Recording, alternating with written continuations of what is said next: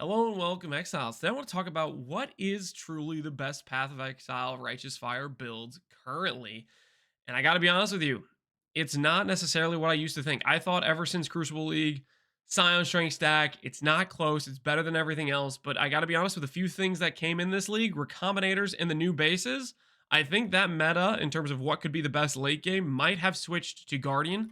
And we're going to go over some versions of the build, but let's just talk about the brief overview of what ascendancies I think are good and why I think they're good. Guardian, I care about what RF build is the best when you min max it, when you set it up. And right now in League, I think that's Guardian. Guardian gives you insane sustain. There is a setup or a version I'm going to show you that has 20,000 net regen per second. That's net. That's like after the RF degen, they're regenning 20k ES per second, which is just kind of crazy. Most RF builds sometimes have 1,000, maybe 2, maybe 3k regen. 20k is just something on another level because of how good that recovery rate is. On top of that, there is also a scenario where certain builds are just disproportionately better in the early game. For example, Chieftain with the early explode. I think this is probably just going to be the best feeling RF early just because Explode's just really satisfying with RF. You're running through a pack and then boom, boom, boom. Explosions make my dopamine levels rise. And that's something you gotta respect. Unfortunately, in my opinion, Chieftain ends up being quite outscaled late game. I would say it maybe is the fifth best. Could be fourth, could be third, depending on how you want to argue it. But in terms of defenses and overall DPS, I think it gets outscaled by Guardian, Scion, Inquisitor, and Trickster late game. But its early game is just so strong, I rank it higher than Inquisitor or Trickster just because of that alone. Next up, Scion is just the Strength Stack, Shaper's Touch, Ivory Tower. Definitely the best in Standard. I don't think it's close at all. Legacy, Shaper's Touch are just too strong. There are versions of Righteous Fire in Standard that have 200 to 250,000 ES and stuff like Uber Dot Cap. It's just insane what you can get to with Legacy gear, with the Legacy Shaper's Touch and other shenanigans of OP items that are left over in Standard. After that, I would probably put Inquisitor. It's the second best start in terms of it starts really good, but it doesn't have Explode, and Explode is just something that's nice to have. You don't get really some nice good clear until you get something like Legacy Fury on an Inquisitor. So until then, it's just a little bit lackluster. And for all these builds that aren't Chieftain, it's pretty much just waiting around for Legacy of Fury or eventually Oriath's End, which can Giga carry your clear. When you have some decent AoE and generic damage from things like a Simplex, Oriath's End does end up like being very good chain explosions, but you just don't get there until you get that flask, which is why Chieftain is just far above the others in the early game for having that explode right away. After which, Trickster, I literally couldn't find a single example of Trickster on PoE Ninja, which I'm just surprised no one did it. But I would say the setup Guardian went for, doing the low life chess mod, just doing that on a necrotic armor, going for the suppress node, plus Heartstopper, Escape Artist, and Polymath, I think would be a very strong setup for Trickster if you had some pretty good gear. My guess is this would probably be the third strongest late game version of RF. I think it would be weaker than Guardian sustain wise and weaker sustain wise or similar sustain wise to Scion, along with being just a bit lower damage than those two while having very good defense with suppression and evasion. Probably one of the better overall mitigation setups. And I'm just surprised no one did it, to be honest. I get too many people are just focused on Ephemeral Edge. Ephemeral Edge is insanely good, so if you're playing Trickster, you're probably just looking at that item alone, but there are probably some good versions of Trickster RF that I think you could set up quite reasonably, even though no one did for some reason. Outside of that, after that, B tier I think is Hyro, Arcane Devotion. This was insanely good in Necropolis League, but without the Necropolis mod, which basically doubled your mana scaling, I think it's kind of deadish, slash is just a lot weaker end game scaling. Not 100% sure. I couldn't find super late game setups with this skill, so who knows where it's actually at. For all I know, I might be underestimating Indigon setups, and this can actually be a real powerhouse with Indigon if set up properly. I know Connor did some pretty good versions before Necropolis League, but he also was using reverse snapshot with Archmage to insta-give bosses, not necessarily using Righteous Fire, so I don't really know where this build shakes out, depending on how you build it. I also have Juggernaut in B tier, just because Juggernaut overall is pretty good, but I think it's just weaker than Chieftain by a decent margin, and then its late game scaling is also just quite a bit weaker than these as well. So if it's not overachieving in the early game, I would just put it lower than these other options, which can do early game fine.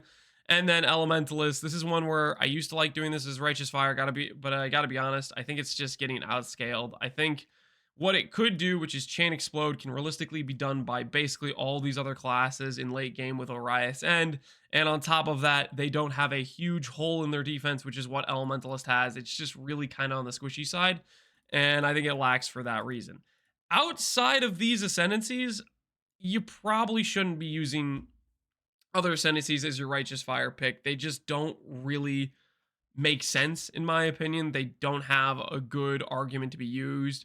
You can kind of make arguments for each of these, even though they're, some are quite a bit weaker than others. But after Elementalist, the options are really, really subpar, in my opinion, to make work for Righteous Fire.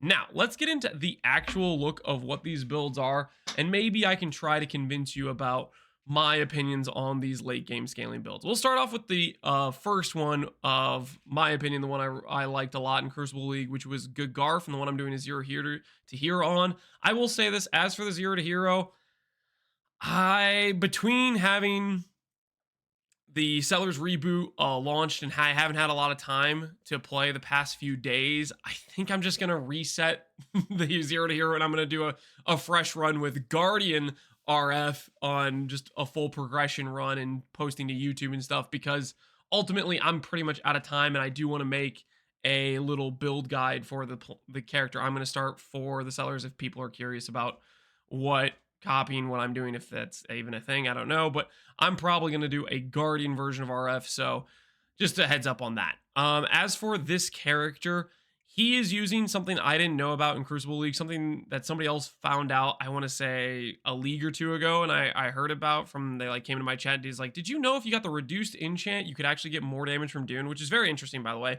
If you notice Dune on the 1% damage per strength mod, it says per 6 instead of 8. Apparently, the reduced damage enchant makes that number give you proportionally like 33% more increased damage from 1% per 6 versus 1% per 8, which is pretty dang strong. And I just wanted to shout that out because that's a very, very sizable upgrade to the scaling of the character in terms of DPS. As for this character, they end up with about 47,000 ES. I looked at the POB. They have a net sustain of about 4,000, I think. And then if they click Val RF, they go to like 30 million damage total. I think Val RF was like 18 million. This is unconfigured. There's probably some DPS I'm missing between, maybe they have Aspect the Spider somewhere. Maybe there's some other things in the config. PoE Ninja does a usually pretty bad job at estimating RF damage. I remember when I had my dot capped RF build, it thought I had like 5 to 10 million DPS from RF, but it didn't even know I had basically 100% uptime on Val RF because I was running the Soul Ripper Flask, which basically was whenever there was a phase where I could damage a boss, I'd pop the flask, I'd prop Val RF, and I would just insta-wipe the boss. But yeah, anyways, this is the more traditional setup from Gagarf from Crucible League, and they have pretty decent gear, I would say, overall. This guy is in his column 47k ES, a couple 100k max hits along with 4k regen, which is solid, not overly great sustain, but it's solid sustain. Next up, we have Chain Fattest. This is a guy that's in hardcore Settlers League. I mentioned him in a previous video, but his setup is really good sustain. He's going for 90 max already, so he's better max hit than the Scion setup did.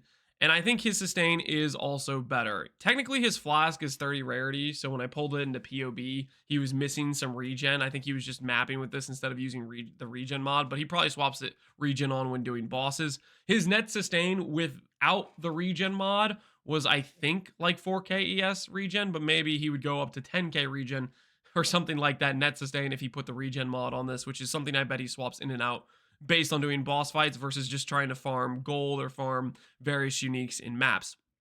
The interesting thing about this is he has a recover on ES block shield with, on top of that, I think he has glancing blows block for like 70 attack block and 60 spell block or something like that, which I think is a very strong option.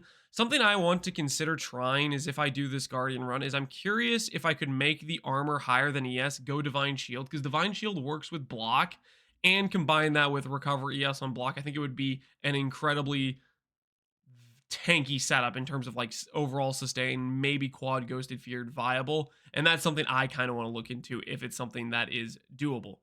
And outside of that, he just has essentially very good ES gear with the Chaos cannot be bypassed mod as well. On top of everything else, he has very strong Liches, very strong Warlock, very strong ES overall on every single piece that just makes his ES go to a fairly strong number combined with good in scaling. Now, from what I heard between Chain and I think Chain's friend is they both worked on theory crafting this character and they based it off of this guy right here, Deddy, which I have to say, 60k plus ES. He has 60,000, 66,000 ES in league with 90 max all res, and it says his RF number is about 8 million. My guess would be ValRF with RF, he's probably 20 million plus, reasonably sane. And on top of that, this character, when I pulled it into PoB, had a net recovery of about 18.5 thousand before cast when damage taken with Purifying Flame proc. If Purifying Flame proc and he was on Conk ground, he went to 22, 23, 24,000 net sustain per second, which is just insane regen. Having a 60k ES pool with 90 max all res with 20k net sustain while Righteous Fire is on is just crazy.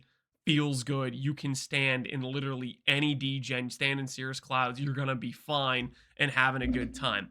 He of course is using the Chaos bypass mod, and the collective thing between these two characters is they're using the Chaos Bypass mod, they're using Int Stacking, they're using Radiant Faith, and they're using Sanctuary of Thought. Basically, Int Stacking gives you a bunch of percent ES scaling, and it gives you a bunch of flat mana. Radiant Faith and Sanctuary of Thought both give you ES based on how much mana you have, so this guy with 4k Int, he gets a lot of base mana, and then he turns that mana into ES, which is how he's hitting such a large number in combination with his good ES gear. And he's doing something a little bit interesting, which is Widow Hail, which is, in case you don't know, actually the best item for if you're trying to make the attribute number go the highest, because you can combine that with a quiver like this, where he has an implicit with Int, he has an implicit with percent intelligence, and he has Int on the item. So on this item, he has like 80 intelligence and 5% Int, which gets multiplied by 3.5 because the 250% increased effect. And he ends up getting like 17, 18% intelligence along with 250 to 300 flat Int between these two items.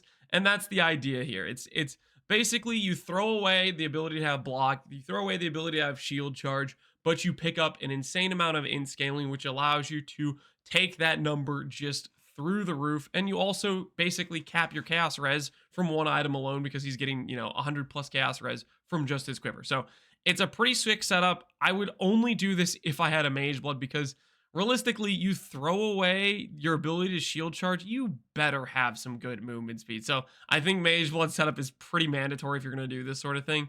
But who knows, maybe I'll try this setup without a mage blood and see what it feels like just out of sheer curiosity. Of course, he then has Oriath's End, which allows him to take all this generic damage he's getting from his Simplex Amulet and have some pretty good chain explosions. The main thing he needs is just a bit of AoE scaling, and what he can do is, say he's mapping, is just unreserve an aura that isn't necessarily mandatory, make his mana go up to like 4k or something, and all of a sudden he has like 80% increased area of effect just from Sanctuary of Thought, not to mention if he has any other AoE on his tree, and he's just going to be able to chain explode and have a good time. So these are the two Guardian setups that have definitely shifted my opinion in convincing me that Scion is maybe no longer the best, because this setup is comparable damage-wise. It's technically a little bit lower based on, like, this says 12 million base RF damage, whereas these say 3 million and 8 million respectively. So they're lower DPS, but the net sustain is much, much higher. And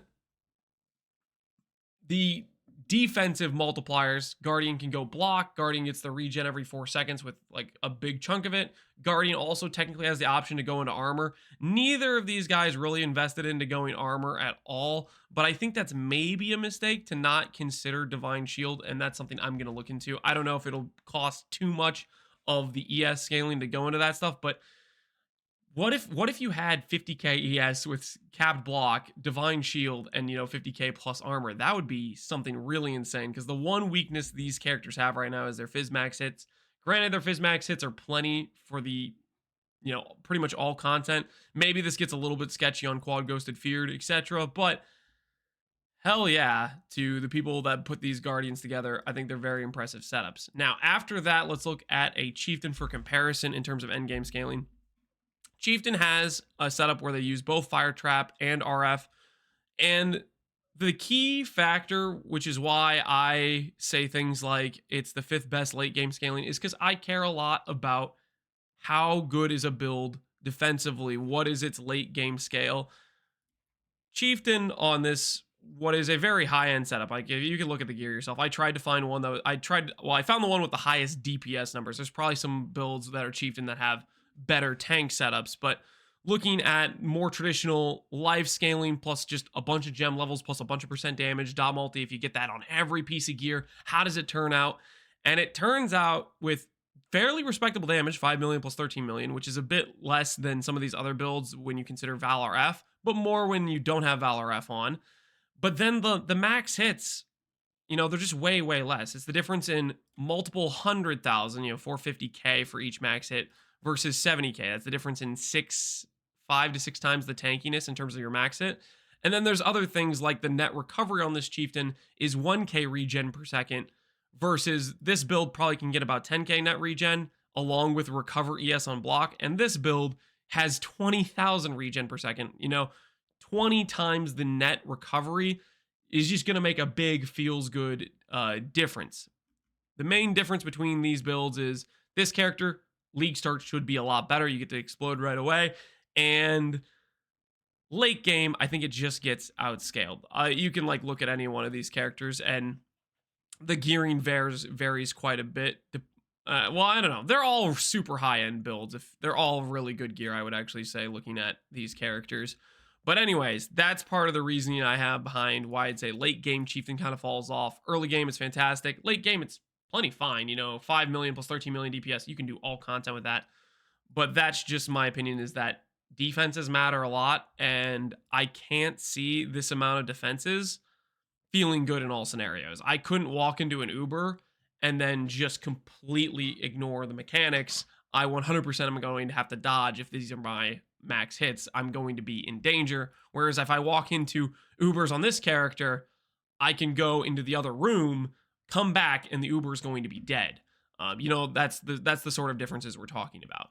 And then next up, we have an Inquisitor setup, which is a basically life ES hybrid stack. Very good gear. This is one of the other guys in hardcore. I think this individual is friends with Chain. I believe he was saying that they theory crafted the Guardian setup together. And he has 18k life with 4k ES, and he has about 3k net sustain on both. So he has about a 6k regen per second and a similar 5 million DPS with his RF, similar to this guy's Chieftain. Along with he has Fire Trap, but I don't freaking know how to make it pop up because it's technically not in a 5 link, whereas I guess this Guardian or this Chieftain is considered that they're both on a multi-link. Whatever. Anyways, point is similar RF damage. I'm guessing the Fire Trap does a fairly good amount of damage as well.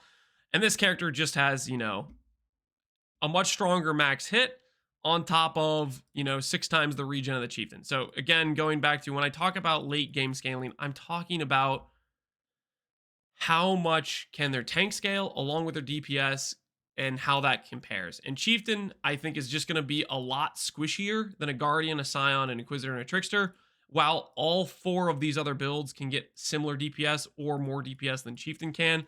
The big advantage Chieftain has is Explode, and that makes it good early game, but late game, I think it just ends up falling behind the others because in late game, they get to put on a Riot's End. They get to use Legacy of Fury if they want. They can get Explode too, and then the advantage Chieftain has just, it diminishes, essentially.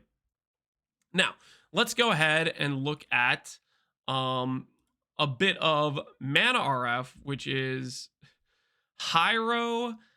Speaking of Hyro, I have a setup here which I pulled from Necropolis League, which was back when you could get basically dot cap from just the base RF, which was very cool. but that was contingent on the Mana Print Necropolis mod. So I pulled in a POB from this league, which is honestly much weaker gear than most of the other builds we're considering. This still got to 30k ES and decent max hit, but its DPS is quite a bit lower. So from my perception, my guess is this maybe just ends up being weaker than the other options. It might be stronger than Chieftain late game, potentially, if you actually like get good comparable gear.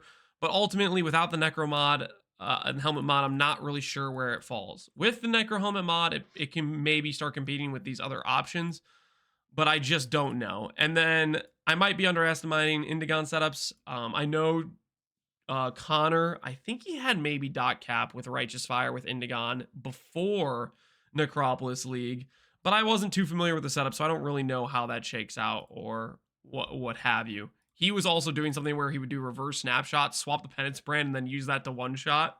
And that, of course, got completely patched out. So I don't really know. I'm unsure about RF on Hyro. Maybe it deserves to be higher, but Arcane Devotion I think is just in a weird spot right now in terms of it's way easier to scale ES and life numbers than it is to scale a big mana number or a big enough mana number where the extra percent damage you can get makes up for the lower ES number and the weird anti-synergy. After that, Elementalist, yeah, I just don't think it's good enough anymore. So overall, that's the look at what RF I think is the best in the current game. And speaking of which, I told you earlier, I've been doing a project for Zero to Hero. I just think I'm running out of time to get. Originally, when I started the project, I thought I was going to have an entire month until PoE 2. I didn't think they were going to give us any events, to be honest, and I was wrong. They gave us an event, and I want to play it, and I want to do a fresh start with a fresh economy. So what I'm going to do is I'm going to reset the Righteous Fire Zero to Hero run, and I'm going to do it on Guardian because I've come to the conclusion that I think Guardian might just be better. And I'm very curious to see if that's actually the case, play it for myself, and get a feeling for what this can do. I don't necessarily agree with all the choices either of these guys made and how they did Righteous Fire. I would do some things differently, and I'm kind of curious whether or not that would pan out well or not. And so, yeah, that is my plan. I'll probably make a video on my Guardian Righteous Fire starter for the Settlers Reboot. And hopefully you guys enjoy this video just talking about Righteous Fire builds and how well they can scale. I love Righteous Fire.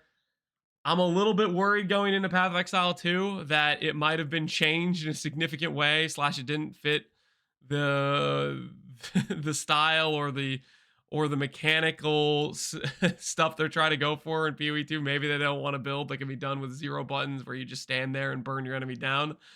So I'm going to enjoy Righteous Fire in PoE 1, and so I have something to remember when PoE 2 launches, and we don't know what's going to happen with Righteous Fire. So anyways, hope you guys enjoyed this video. As always, thanks for watching, Exiles. Take care, and peace out. Have a good one.